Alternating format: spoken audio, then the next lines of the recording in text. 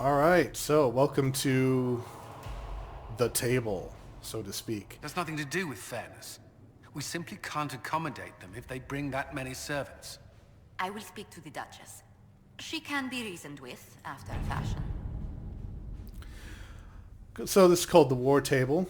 The Inquisition can unlock new areas for you to explore through scouting operations. Perform the scouting operation for the hinterlands on the Ferelden side of the War Table for now. And yeah, everything else is restricted at this point. Now, for both locations and for individual missions, you can send agents to do. So this is one thing actually that I kind of like about this game compared to others, is that you don't get the feeling that as the protagonist you are doing absolutely everything. There is a much more of a feeling of a cooperative effort by your, I guess what you call the advisors, as well as the protagonist herself.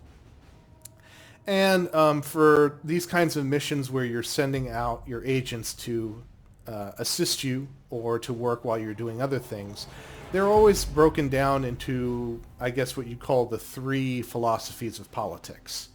That being diplomacy, military, and intrigue. And so, of course, Cullen represents the military. He's in charge of all of the Inquisition forces, military forces. Leliana is intrigue. She's master of all of the spy networks that the Inquisition will have. And Joephine represents diplomacy, and she controls all of the various talks that go on between the Inquisition and other political groups.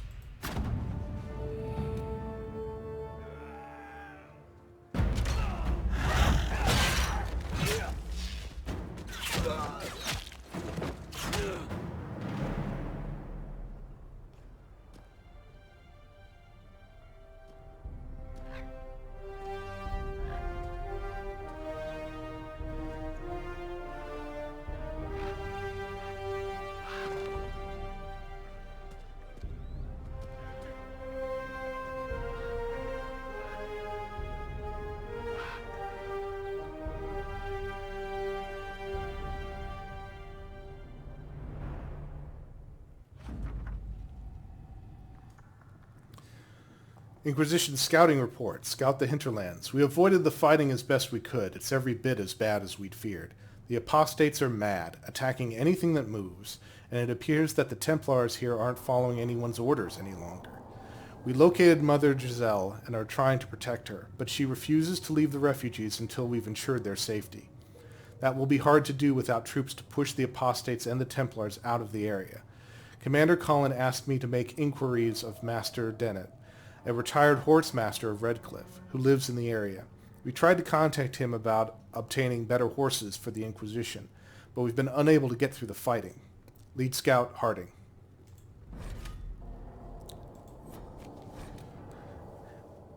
You now have access to missions. Missions operations take time and bring the Inquisition resources and rewards. Only one mission per advisor can be active at a time. Some missions have a preferred type, which results in less time required when undertaken by the associated advisor. Missions may also provide different rewards depending on which advisor completes them. So here they are. Some of them have an associated cost, such as here, and you need to basically perform enough missions to get enough power points so that you can go there and, again, just kind of progress the story. Others simply say available, at which point you can just assign whenever you'd like to an advisor to have them done. All of the pyramids are areas, all these pyramid pieces here, whereas all of the kind of Inquisition labels here are just places to send your advisor. You don't actually go there yourself. Some of them are pretty standard, like just, gather coin, get more resources, that kind of thing.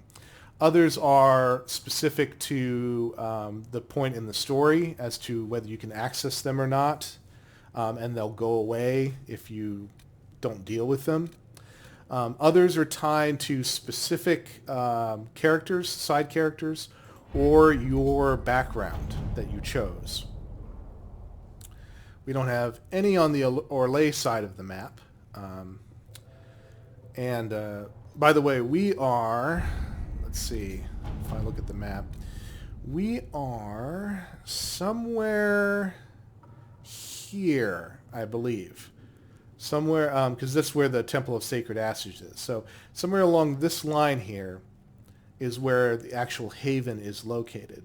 And that's why we have access to both the region of Orlais and Ferelden. Alright, so this one has to do with our background. So let's go ahead and look at this one first. Deal with the relatives of the Trevelyan's. A letter from Inquisition diplomat to Ambassador Montilier. Dear Lady Montilier, it is true. Distant relations of the House Trevelyan are claiming close friendship with the Herald of Andraste. A boast is one matter, but the boundaries of tact and decency appear to be invisible to these mountebanks. During a ball in the South Quarter, I witnessed a cousin 5 times removed from Lady Trevelyan threaten to have the Inquisition fight his rival. He quickly left the party after I made my connection with the Inquisitor clear. But the problem stands. We must deal with the Herald's relatives taking her name in vain. Lady Buttleford. This sounds like a diplomatic incident, but let's look at the time. Usually the preferred one you can tell because the time is lower. But here the time is 10 minutes for all 3. So let's go ahead and take care of this diplomatically.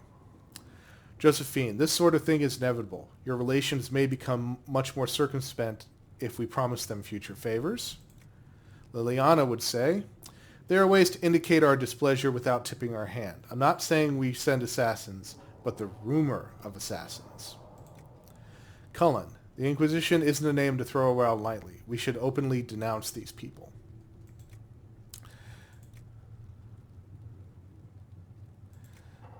Yeah, I think we'll go with Josephine's way. It's lighter, and if we can promise future favors, that may strengthen ties with House Trevelyan, which, you know, could come in useful later on. At your service. You see here time remaining, and it's counting down. This is actually linked with your computer clock, so there actually is a really easy exploit that you can do if you want to do a lot of these missions really quick, and that is just go into the game, set the missions, go out of the game, turn your computer clock forward as much as you want, and then when you go in, they'll all be finished. But since I'm not, trying to race complete all of these, like speed do with them or anything like that. It doesn't bother me. Hard in Hightown, Varric's Revenge. All right. And this one, you can see that the military option is locked. We could have the choice of only doing these 2. And one of them is already working, so we could only use Leliana here. But let's see what we have. Ruffles, I need a favor. Actually, let's call it a loan, since I'll pay it back. I got a letter from my editor in Kirkwall today. She tells me that Hard in Hightown 3, the repuncheoning, nice, appeared in print form from an Antivan printer a couple weeks ago. I'll give you a moment to contemplate the horror that is that title. I had my contacts in the Merchants Guild look for the author of a couple years back. The best they could find out after spending a couple hundred gold was that Priel Bellenforth is a pen name. I could have told them that for free. You've got contacts with the Antivan print houses. Maybe you could find out more than the guild. Signed, Varric. Yeah, so basically someone is infringing on Varric's intellectual property, shall we say, and printing a sequel to Hard in Hightown that Varric has not authorized. If this author has evaded the Merchants Guild, the Crows might be a better choice for investigating him. Let's sick Leliana on him. Let's see what we have. See if she can clear that up. That should help out Varric. Give him time to work on perhaps slightly more important things.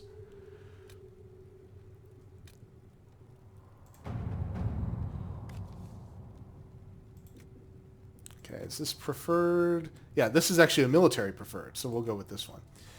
The Terran of Highever, to whom it concerns. The Terraneer of Highever wishes to convey our deepest sympathies for the death of Divine Justinia V. The Most Holy was incomparable in her wisdom and dedication to peace, and we had high hopes that her conclave would succeed. We will hold a vigil in Highever in remembrance of Justinia, and cordially invite the Inquisition to attend. Signed, Terran Fergus Kuzland. And Cullen says, we have a number of Ferelden officers. We could send an honor guard to Highever. So we'll go ahead and do that. To work? We'll increase the visibility of the Inquisition and link us to the Chantry, or at least to the former Divine, I should say.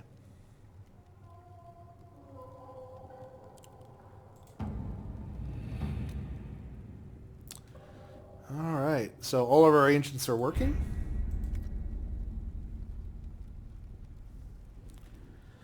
What we're going to do is we're going to explore the Chantry here, this time more thoroughly than we did before. We'll touch base with our advisors, and then we'll actually go off into the wide world. So let's go around this way. We'll just grab some loot while we're passing by.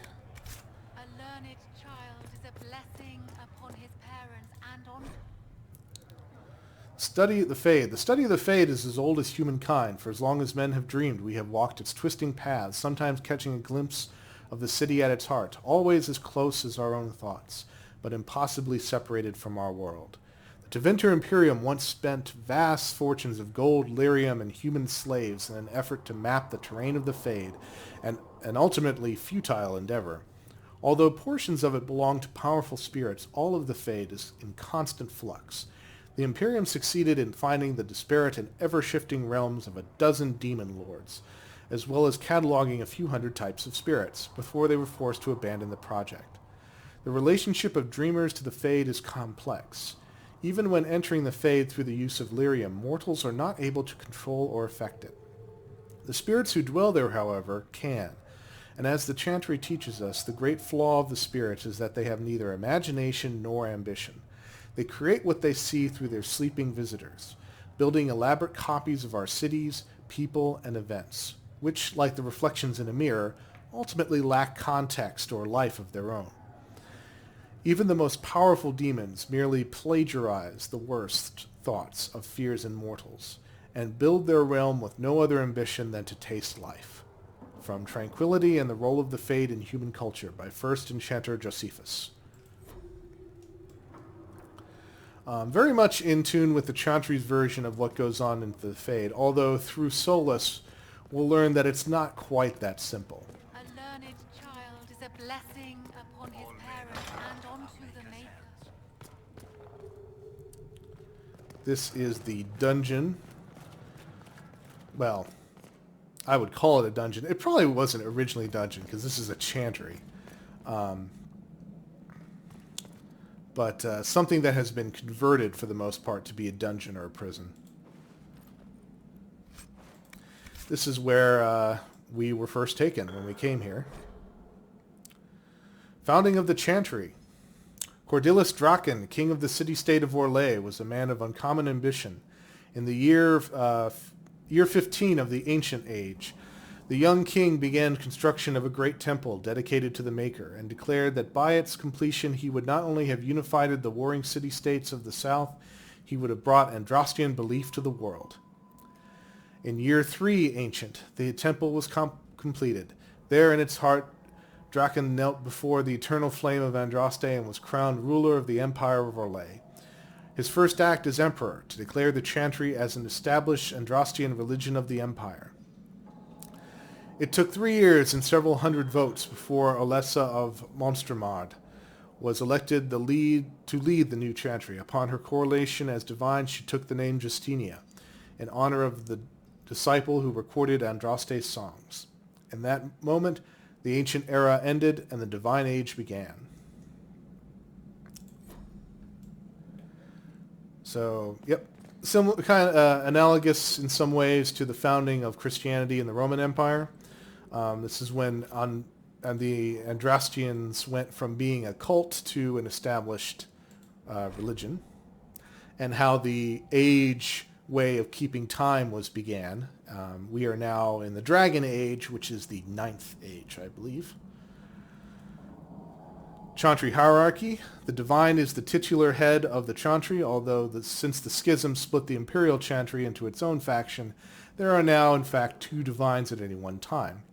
One Divine, informally called the White Divine, is a woman housed in the Grand Cathedral in Val Rayo. The other, known as the Black Divine, is a man housed in the ancient spire of Minrathous. So, of course, it was the White Divine, Justini V, who was killed at the Conclave. And now, currently, the White Chantry has no Divine. Neither Divine recognizes the existence of the other, and the informal names are considered sacrilegious. No matter the gender, a Divine is addressed as Most Holy or Your Perfection.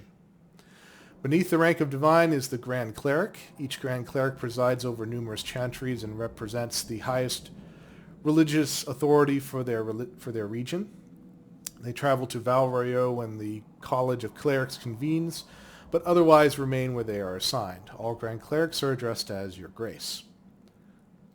Beneath the Grand Cleric is the Mother, or in the Imperial Chantry, the Father. If a Mother is in charge of a particular chantry, revered is appended to her title. These are the priests responsible for administering the spiritual well-being of their flock. As Mother or Revered Mother is addressed as Your Reverence. Brothers and sisters from the rank and file of the chantry and consist of 3 main groups: the Affirmed, the Initiates, and Clerics. Affirmed are the lay brethren of the chantry, those regular folk who have turned to the chantry for succor. Often they are people who have led a difficult or irreligious life and have chosen to go into seclusion, or even orphans and similar unfortunates who were raised into the chantry life. The Affirmed take care of the chantry and are in turn afforded a life of quiet contemplation, no questions asked. Only those folk who take vows become initiates. These are men and women in training, whether in academic knowledge or the martial skills of a warrior. All initiates receive an academic education, although only those who seek to become Templars learn how to fight in addition. Clerics are the true academics of the chantry, those men and women who have dedicated themselves to the pursuit of knowledge. They are often found in chantry archives, sages presiding over libraries and books of arcane knowledge. The most senior of these clerics placed in charge of such archives are given the title Elder, although such a rank is still beneath that of Mother. All other brothers and sisters are addressed simply by noting their title before their name, such as Brother Jennifer TV, our eternal scholar. I decided to go through that just in detail just because, like I said, religion plays a big role in this game. We cannot open the doors here, for we are not a rogue. Once again, it is up to robes. It's up to rogues to open locked doors.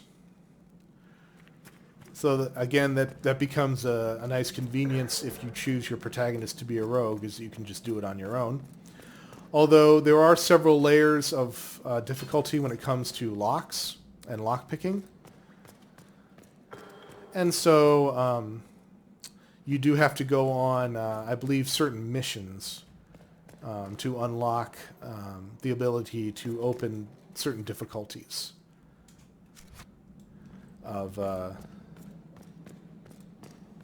locked doors and chests. And where have I... Oh, here we go. Jeez, I was like, where are the stairs?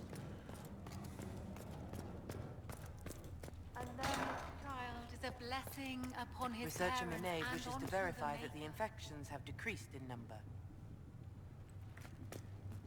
Is she tranquil? I don't see anything on her forehead. It might be there. I no longer talk to dragons. She certainly sounds like she is. The Inquisition cannot remain, Ambassador, if you can't prove it was founded on Justinia's orders. This is an inopportune time, Marquis. More of the faithful flock here each day. But allow me to introduce you to the brave soul who risked her life to slow the magic of the breach. Sir Trevelyan, may I present the Marquis d'Aurelion, one of Divine Justinia's greatest supporters. And the rightful owner of Haven. House d'Aurelion lent Justinia these lands for pilgrimage. This Inquisition is not a beneficiary of this arrangement. This is the first I've heard of Haven having an owner outside the Chantry. My wife, Lady Machin of Denner, has claimed to Haven by ancient treaty with the monarchs of Ferelden. We were honored to lend its use to Divine Justinia. She was a woman of supreme merit. I will not let an upstart order remain on her holy grounds. Interesting, considering the Inquisition was begun by the left and right hands of the Divine. I've seen no written records from Sister Leliana or Seeker Penticus that Justinia approved the Inquisition. If you won't take her at her word, I'm afraid Seeker Pentagast must challenge him to a duel. What? It is a matter of honor among the Navarrans. Shall I arrange the bout for tonight? No. Perhaps my reaction to the Inquisition's presence was somewhat hasty. We face a dark time, Your Grace. Divine Justinia would not want her passing to divide us.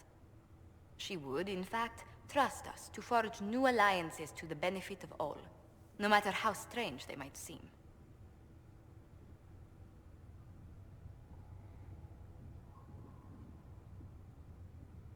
I'll think on it, Lady Montilyet. The Inquisition might stay in the meanwhile.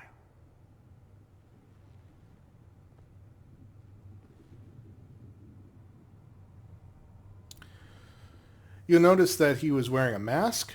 This is something that we did not see in previous games, I think mostly just because we didn't really interact with the Orlais nobility that often. But that is pretty much standard for members of the nobility in the Empire of Orlais, is to always wear some kind of mask when out in public.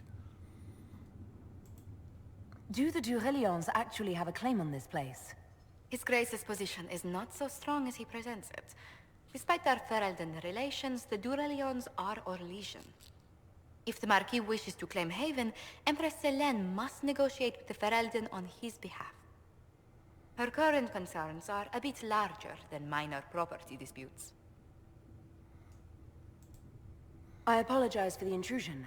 I didn't realize you were meeting with the Marquis. You did little harm. In truth, the debate was most beneficial as practice for those to come. You expect more people in Haven? Undoubtedly. And each visitor will spread the story of the Inquisition after they depart. An ambassador should ensure the tale is as complimentary as possible.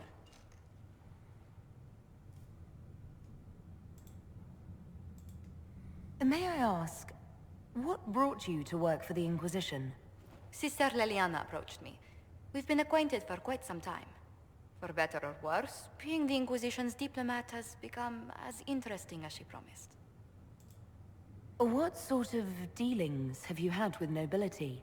For some years, I was the royally appointed court ambassador from Antiva to Orlais. The nobility of Thedas is a rather singular sphere. Those I'm not acquainted with, I know through reputation. The Inquisition is lucky to have you as an advocate, Lady Montilyet. Thank you. Let us hope so. Thedas' politics have become agitated as of late. I hope to guide us down smoother paths. But please excuse me. I've much work to do before the day is done. All right. So that is Josephine, our official diplomat. Now, as we go through as we kind of introduce the characters, I will kind of point out when a character is romanceable. We're back to Dragon Age Origins in the sense that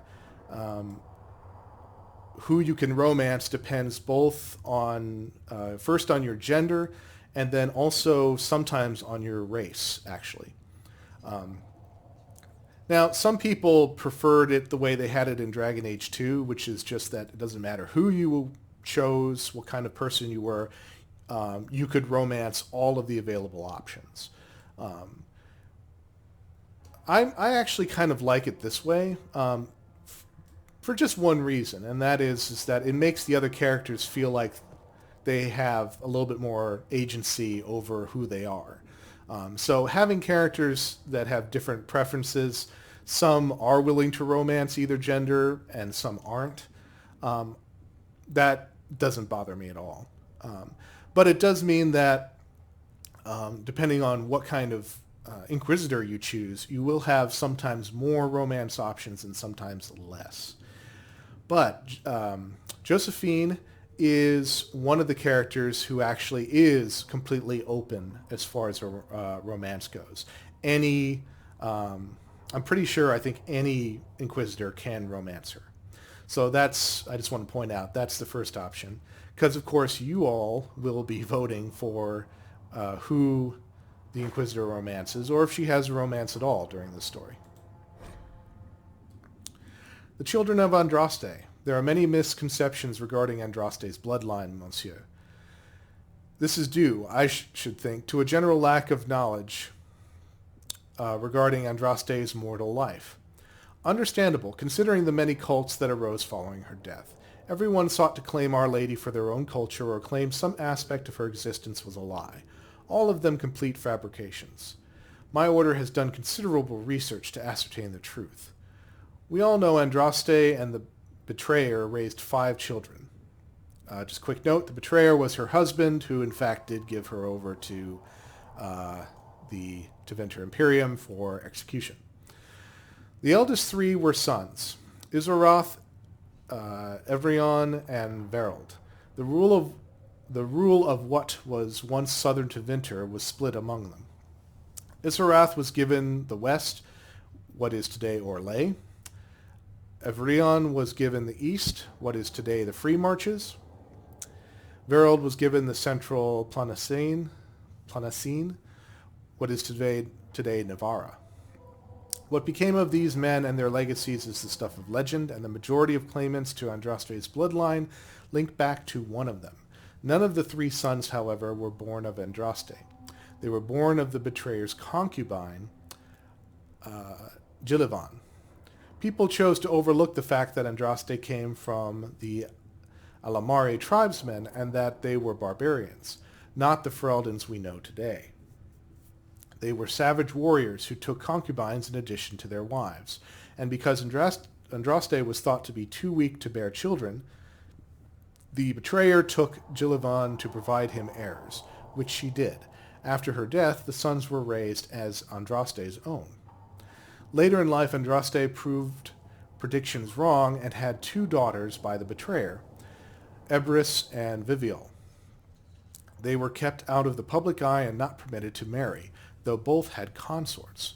Ebris had but 1 child, Ali Vamar, who perished on a voyage to Denerim less than a month after her mother fell to plague, and without children of her own.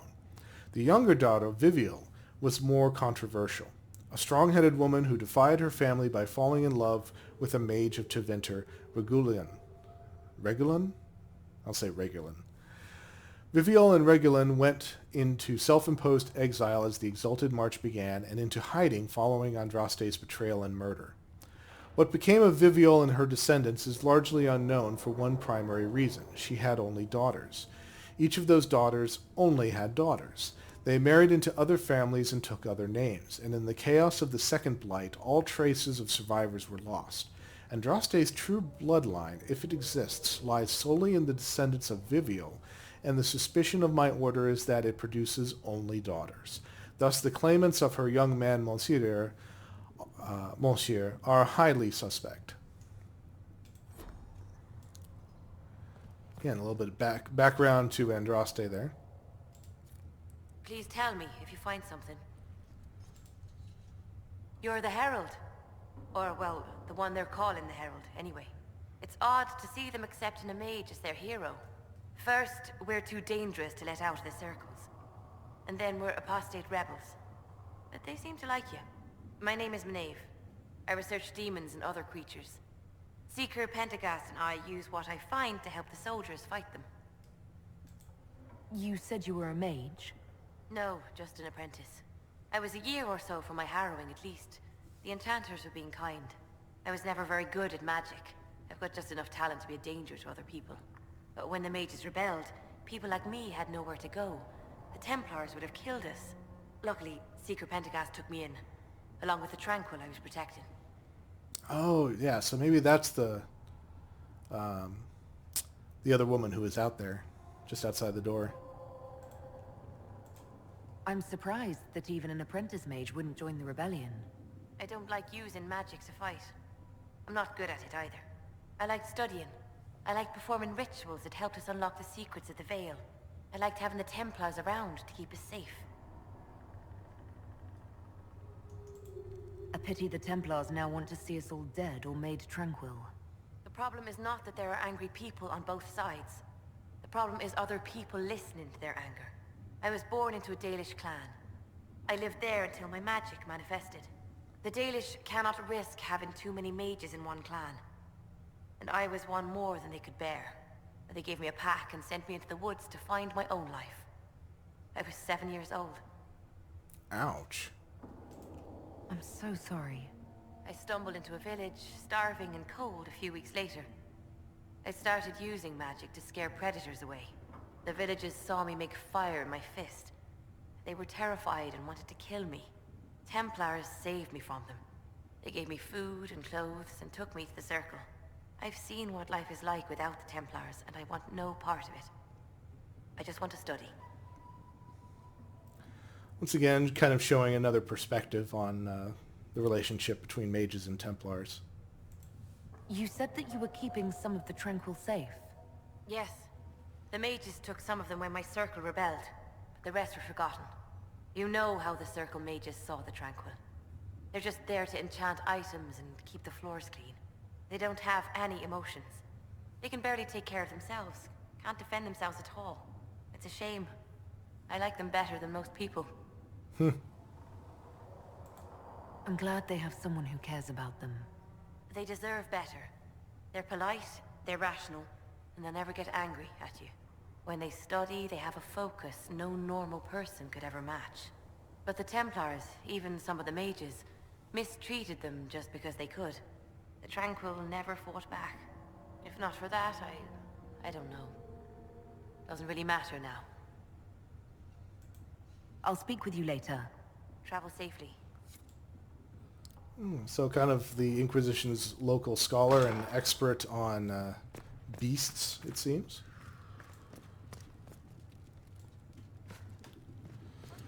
Okay, now as you saw during the dialogues, messages came up saying that a lot of the missions that we'd sent were finished because in real time they only took about 10 minutes or so.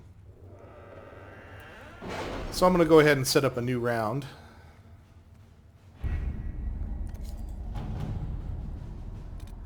So once they're done, you turn into exclamation points and you can see what you got for doing them. So, Leliana from Hardin Hightown mission. My dear Leliana, your author friend is truly a mystery. Our search uncovered only a string of foreign accounts. The trail of coin led from Antiva to Treventer to the Free Marches and Orlais. Someone hid their tracks well, but not well enough. Your writer is in Kirkwall, and remember, you owe me a favor. So whoever is ripping off Varric is actually in Kirkwall, right under his nose, so to speak. So that's pretty bold. The Terran of Highover. Commander Cullen, your honor guard was a welcome sight at the Divine's vigil. As a measure of thanks, I am sending Ferelden arms and equipment for your troops.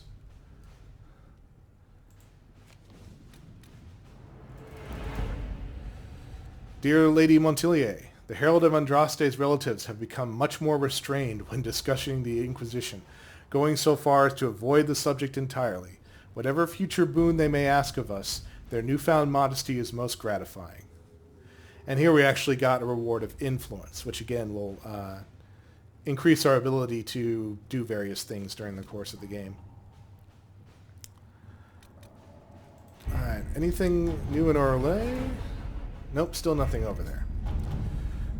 So looks like we just have 2 missions left here. Let's see, do we have a favored one here? No. Okay. Herald, your Inquisition says it's for order against chaos, reason and darkness. If you stand by this, come forth and drive the heretics from my lands. They claim to be refugees, but I have seen elves and apostates among them, filthy savages tearing at our roots. Our monarch refuses to send forth armies, and my knights were decimated at the conclave. I require your aid to return peace to my lands. Prove your loyalty, and I will see you richly rewarded for your faith. Praise the light. Lord Kildarn of Ferelden. Joephine says, "Ah yes, Lord Kildarn, a pariah even among his peers. Let us send a polite refusal and nothing more." Leliana, we can take advantage of his raving. My spies can harass the refugees into moving somewhere else to win Lord Kieran's favor. Cullen, we could send a few patrols, but I would prefer they help the refugees, not this Lord Kieran. I kind of agree with you, Cullen. Let's do that. All right. It'll annoy the noblemen to no end, I'm sure, but at the same time, he doesn't sound like he has much supporters among the Ferelden nobility anyway. Gather coin. Up until now, Inquisition forces have had the benefit of the Chantry's deep coffers. Now the Inquisition is forced to seek out its own sources of revenue if it is going to grow further. Trade in and out of Haven is limited at this point, but there are various opportunities to earn coin, provided the Inquisition is willing to focus its efforts on the matter. Leliana, it would be a simple matter to collect secrets and sell them, with nothing traceable back to the Inquisition. Trading in favors with merchants and the nobility is my specialty.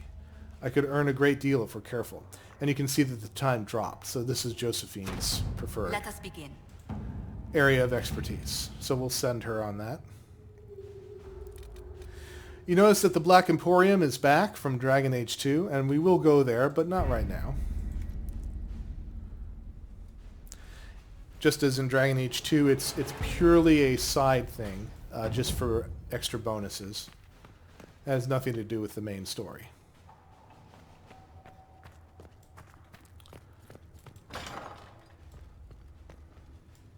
It's over here.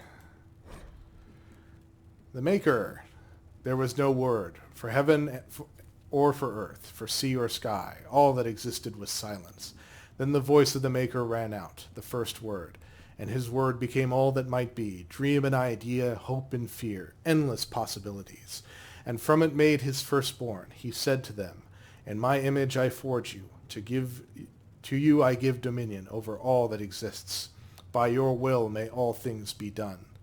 Then in the center of heaven he called forth a city with towers of gold, streets with music for cobblestones, and banners which flew without wind.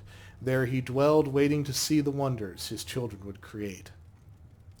The children of the Maker gathered before his golden throne and sang hymns of praise unending, but their songs were the songs of the cobblestones. They shone with the golden light reflected from the Maker's throne.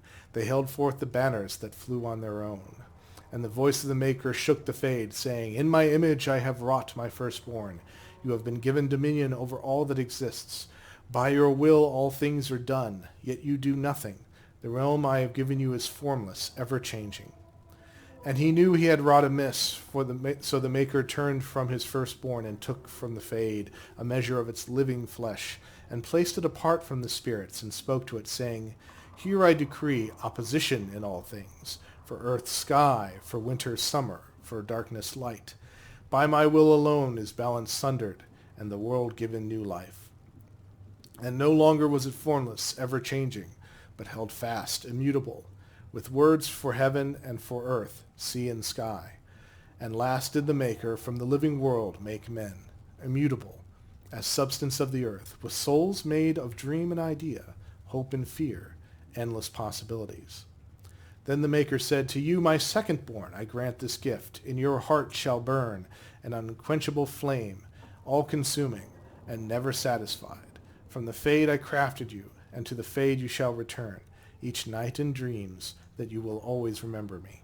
Then the Maker sealed the gates of the Golden City, and there he dwelled, waiting to see the wonders his children would create. Until they came to the Golden City and made the Darkspawn, at least according to the chantry. That's from the same canticle, by the way, that started the very first game in the whole series.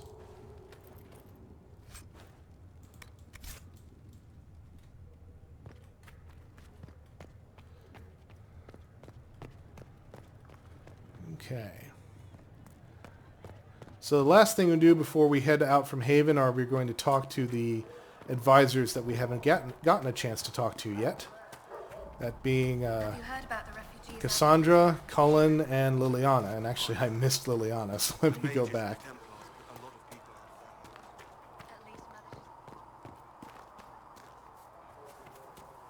You dislike the Templars, sister?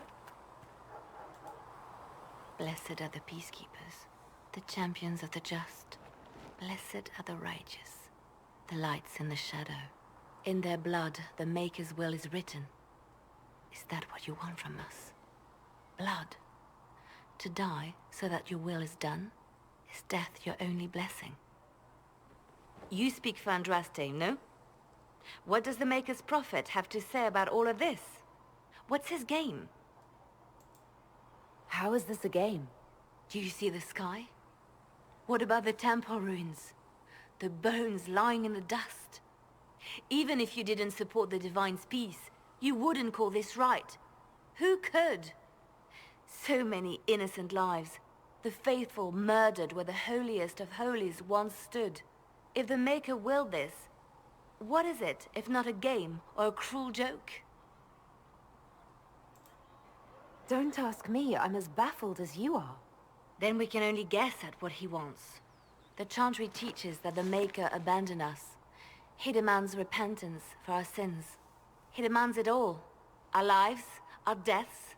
Justinia gave him everything she had, and he let her die. Maybe you should be angry at the people who murdered her. If the Maker doesn't intervene to save the best of his servants, what good is he? I used to believe I was chosen, just as some say you are. I thought I was fulfilling his purpose for me, working with the Divine, helping people. But now she's dead. It was all for nothing.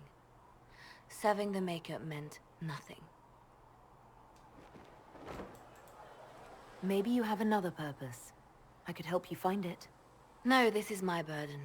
I regret that I even let you see me like this. It was a moment of weakness. It won't happen again. Come. To work, then. We will speak later. And similar to Varric, we can have some follow-up dialogues, but not right now, you can see. So it's true. Butler has stand on us. I hope my hunch was wrong. You knew him well? Not as well as I thought. Show me the reports. Oh, wait a minute. Okay. Yeah, this is something that can happen early on in the game. There were so many questions surrounding Faria's death. Did he think we wouldn't notice? He's killed Faria, one of my best agents, and knows where the others are. You know what must be done. Make it clean. Painless if you can. We were friends once. So here we have something to do. Apparently someone has betrayed, one of Liliana's agents has betrayed her. So we can stop her from killing the traitor agent, we can encourage the death that she's already asked, or we can not interfere at all. Let's see. Aurora is still pretty new to this whole Inquisition thing. So I'm not sure that she would necessarily try to press Leliana one way or the other at this point. It will be done. I'm sorry you had to see that. Trust me. Everything I do is to protect our interests. Now if you're happy, I have more work to do.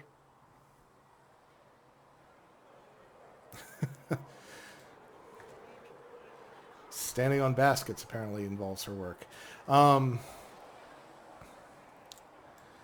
Yeah, I know sometimes it's tempting to always go with the no, don't kill this person, don't kill that person, choice in these games, to try to be the super goody good hero. But again, I'm trying to make this a little bit more potentially realistic. And again, I think Aurora doesn't know Leliana quite well enough yet to start interfering in what she's doing as far as running her spy network.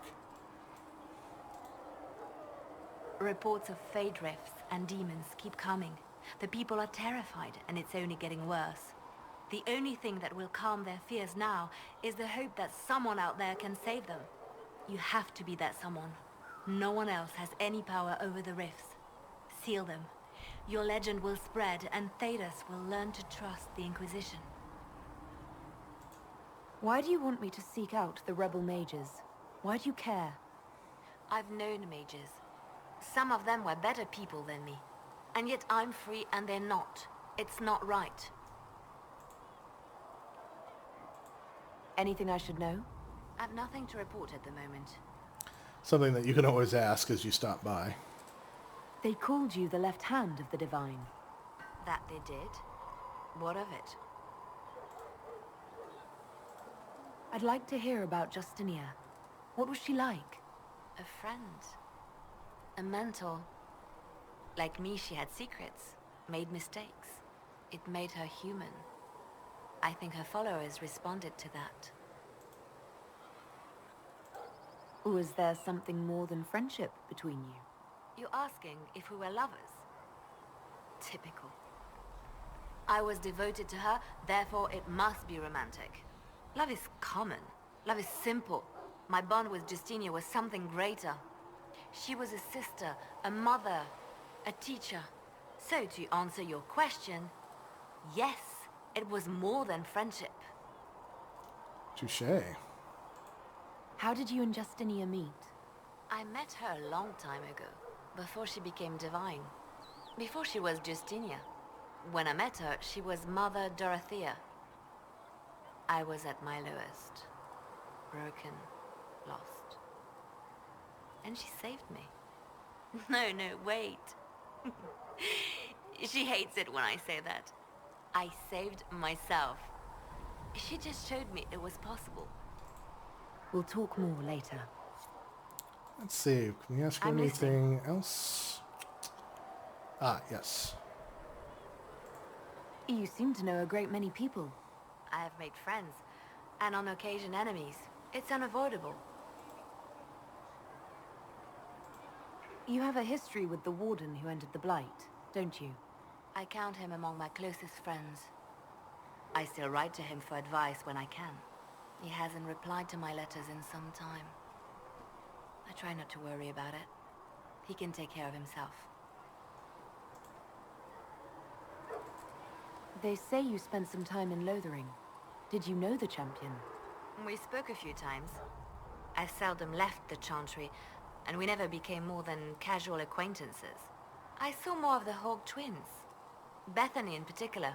She would spend time in meditation at the Chantry, and she seemed to like my stories. The other one, the young man, he was a little surly. I did encounter the champion again later in Kirkwall. Those were terrible times. Was this when the Chantry was destroyed? No, that happened later. But even then, the news coming out of Kirkwall was disheartening. There were some in Val Rayo who wanted the Divine to declare an exalted march on Kirkwall. Justina sent me there to see if that could be avoided, to gather evidence to calm those agitating for war. I guess it didn't matter in the end. We can continue this conversation later. You know where I am. Did you need something? We got one more area here, I think. Yep. Let's talk about you. Me?